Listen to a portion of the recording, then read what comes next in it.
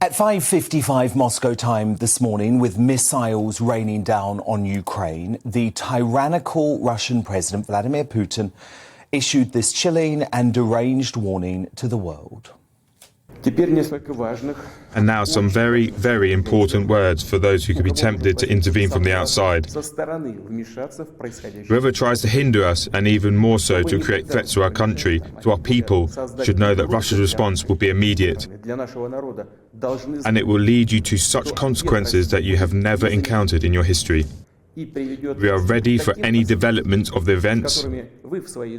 All the necessary decisions have been made in this regard.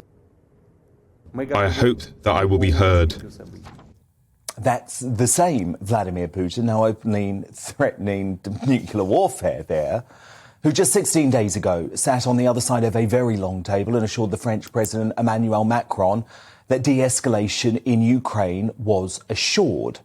That prompted Macron, you probably remember, to march into Kiev and assure the highly sceptical Ukraine President Volodymyr Zelensky that peace in our time was guaranteed. Well, Macron got it wrong. He is the Neville Chamberlain of 2022, and the history books will judge him harshly. As I've been warning for weeks, an appeasement policy against Putin was a fool's errand.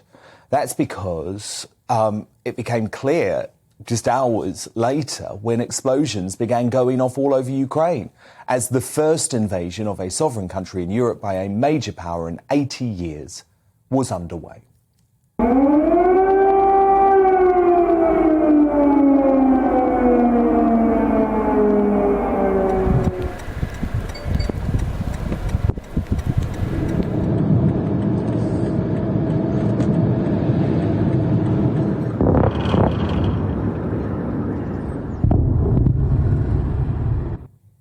In a line that will go down in history books, NATO Secretary General Jens Stoltenberg declared this. Peace on our continent has been shattered. We now have war in Europe on a scale and of a type we thought belonged to history. President Zelensky, a former comedian now leading Ukraine through its most dire moments since the Nazi occupation in World War II, was unable to provide much reassurance for his citizens as he made this video on his mobile phone. Today, Russia started an invasion of Ukraine. Putin started a war against Ukraine, against the whole democratic world. He wants to destroy my country. He wants to destroy our country, everything we have been building, what we live for. I address all Ukrainians, and primarily Ukrainian servicemen, who have already taken the first of the enemy's strikes and are repelling it with dignity. Of course, none of us wanted this war.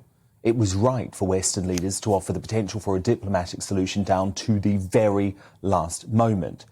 And we must too admit that the West has made a hell of a lot of mistakes in our dealings with Russia and Putin, allowing Europe to become reliant on Moscow for energy, turning a blind eye to illegal outrages in Crimea and close to home in Salisbury, and underestimating his totalitarian tendencies. But Putin has a deranged obsession. He is a dangerous, cold-blooded liar, and nothing was going to stop him. Certainly not a meeting with a French president with small man syndrome. Boris Johnson has called the crisis right from the start, as he explained in this powerful address to Parliament in the past few hours. For this, Putin will stand condemned in the eyes of the world and of history.